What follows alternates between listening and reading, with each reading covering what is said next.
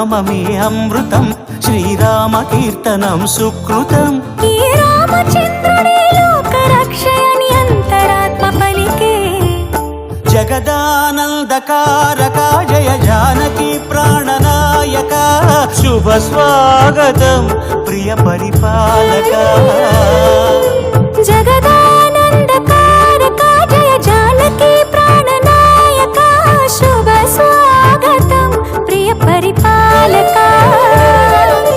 మంగళకరమౌ నీరాక, ధర్మానికి వేదిక అవుగాక, మా జీవనమేక పావనమౌగాక.